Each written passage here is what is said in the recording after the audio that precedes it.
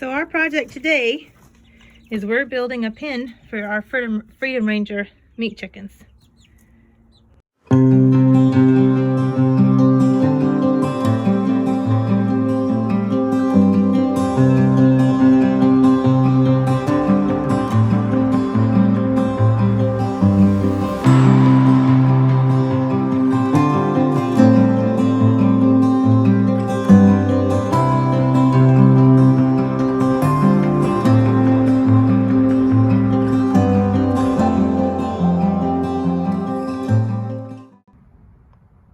Howdy folks, welcome to Smiling Acres Homestead.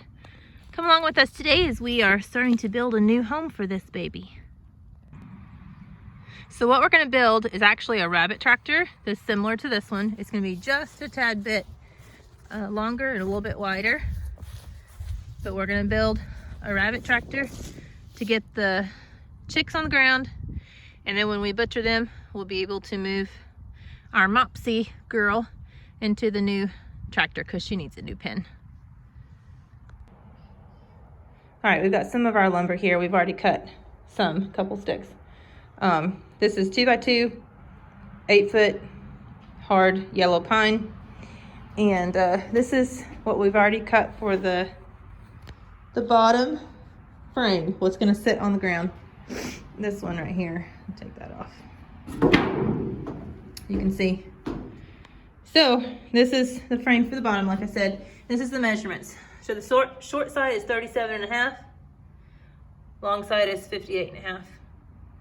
And with the 8-foot, that didn't waste any, we used the whole stick. This time, we decided to glue as well as screw the edges, because the other one, I mean, it lasts a little bit, but it's kind of rickety.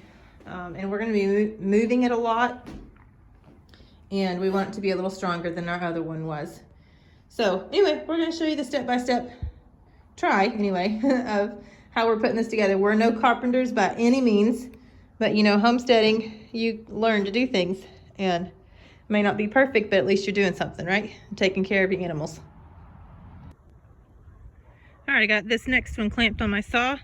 You can see that it's got 61 on it, so I'm cutting this at 61, and I'll show you in a minute why. All right, I got this sitting up here. So what we're doing next is building the sidewalls. And I measured at 61 because I wanted to include the distance from that end to that very end. If I cut from here to there, the length of this bottom board, then it's gonna be, how do I explain it? If each of them are cut the same as the one underneath it, the tensions are going to be all the same when you're pulling it, and it's going to get weak. That's what we did on the other one. We forgot to layer it like this so that it adds strength. You got that square right there that's going to be, you're going to screw it in a different place, and it's just going to strengthen up that corner. And that's going to be the way on all of the sidewalls. So cutting that long piece at 61 leaves the perfect leftover of that 8-foot for the end pieces for the two end walls at 35.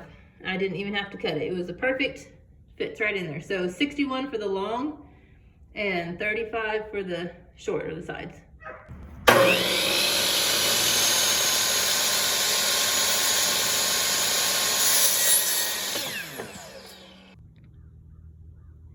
Okay, we've got all our cuts made. We wanted to go ahead and make that bottom frame so that we'd be able to visualize how to make our other cuts and how to measure off of it. So we've got it all laid out, ready for assembly. So we ended up with, so the two long boards, like I told you, for the bottom were 35.5. So you're gonna want 1, 2 of those, and then 1 for the middle support. So 3 35.5s.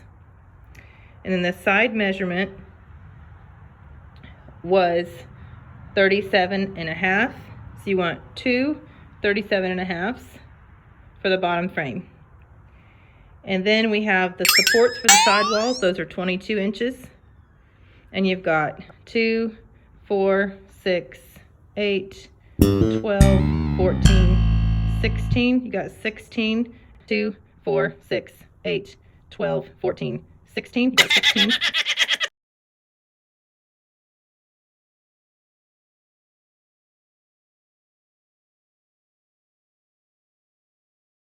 At 22 inches. And then you have for the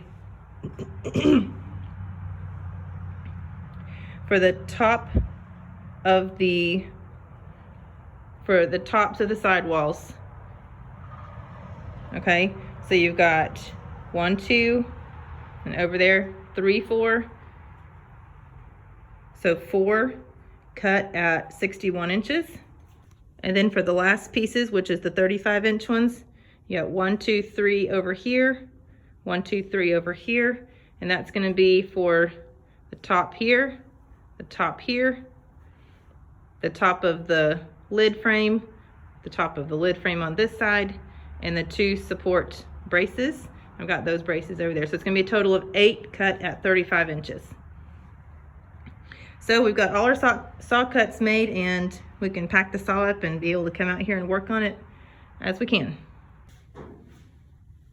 So for this build, this is stuff that we got at Lowe's just to finish it out. This is the 2-inch screws. This is the handle that we're going to put for the lid, to open the lid. This is the hinges to put the lid on the frame. And this right here is what I'm going to put on the very bottom frame and attach the rope to pull it with. This and this, we didn't know which one of these we wanted to secure the lid to the pin, and we will figure that out when we get to that point. Just wanted to show you, this is what you need to finish out the pin. Okay, working on the side end walls. This one is completed, that one's completed right there. I wanted to show you before we assemble the other one how we did it. Make sure you put the 22s on the inside. I don't know how if you can see. Yeah, make sure you put those on the inside, or else your measurements are going to be wrong. So that's going to be our 2 end walls. All right, so these are the front and back side walls. This one is completed, and this one we just have laid out, ready to assemble it. We put the supports at about, I think it was 20 1/4 inches from each end to make it even. Make sure you put those 22s on the inside, just like on the other end walls. So we're working on putting the wire on. We brought it into the house because it's kind of cold outside, and it was already dark when we were working on it. So now we're working on the bottom, and we're using the 2x4 inch hardware cloth for the very bottom, and then we'll use narrower hardware cloth for the side panels. So we're using a battery staple,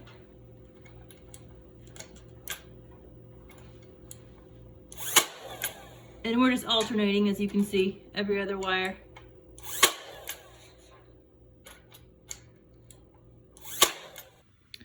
All right, working on one of the front or back pieces. We're doing 1/2 inch hardware cloth, and we're only covering from here to here, as you can see. This side here, we're gonna put a piece of wood over that. We're gonna enclose 3 sides of it with wood to give a little shelter. So the last time we built one of these, we put all the side pieces together onto the bottom piece, and we wrapped it with wire. This time we can't do that in the house because we can't get it through the door to go outside. So we're doing each piece individually with wire, and then we'll put it together outside. All right, we are back outside, got sunshine today. We got our pieces laid out, ready to assemble here. We did this, finished this up in the house. Okay, so you see these boards right here, we were intending to cover this whole section, but that's what we had in our scrap. So we just covered the rest in wire at the top. You can see on that other piece. So we've got everything laid out. We're gonna put it together here. All right, we've got it all glued and screwed. This is what it looks like without the lid. There's our lid over there. We don't have tin at this point for the lid, so we're just gonna lay a couple boards on top so we can get them on the grass. But it's looking nice. putting the roost in. We're gonna go ahead and leave this in here. We'll show you the video later on, but we're gonna leave that in here for the support for the platform that we'll add for the bunny. So we're ready for the babies. I'm gonna go get them and put them in. And there they are. This is our first time doing any kind of meat birds. So this is our Freedom Rangers. We got 7. We split an order with a friend. So I know it's hard to see them in there. So here they are. They don't know what to do with the grass. They needed to be on grass way before this, but we had a really bad cold snap come through. We got down to 17. So we kept them in the brooder with the heat lamp just to make sure they would stay warm. That's a view of the inside with the roost. So we've been using this now for a few weeks, and these chickens will be 3 months on the 23rd. This is February, on the 23rd of this month. Today is the 10th? 11th. Today's the 11th, I think. Anyway, so just wanted to give a little review on it. As far as the design is okay, but if I was going to use it for chickens again, I would not put wire on the bottom because they just mess it up so quickly. We just moved this like a day ago. You can see it's no grass, well, tiny bits, but their poop is so much bigger than rabbit poop, and it's, you know, different consistency, and they really mess it up real fast. So if I was going to do it again, I would not put wire in the bottom like I said. And also, it's good that we did not put the lid on it and we just used these boards, because these chickens want to just fly up when we go to feed them or to give them new water. And, you know, for it to be used consistently for birds, you know, the top of it would have to be like 3/4 of the way covered with wire or something solid to keep that from happening. We've lost, you know, a couple of them got out. So, you know, the flip top lid would not work for them. So we have not put the wheel on it. I'll put the wheel on it whenever we butcher them and get ready to. I'm gonna put a wheel on it, hopefully. It'll be easier to move. Anyway, when we put the rabbit in, because with the wheel you have to pick it up and the chicken's feet will just go through the wire. And I didn't want to hurt their feet, you know. We've just been picking it up a little bit and sliding it, scooting it across the yard. But anyway, they're gonna be ready for butchering in probably 3 or 4 weeks. So it's worked well for us, you know. We were in a pinch, needed something, and it's worked well. But like I said, I'd change a couple things if I was going to do it for just chickens. So anyway, thanks for coming along with us on this project of ours. And let me know in the comments what you've done for meat birds, something like this. I know this is kind of similar to stuff Joel Salatin does. We didn't pattern it after him. But he has low-rise chicken tractors, you know, that he uses for his meat birds. So anyway, so long, and remember to smile.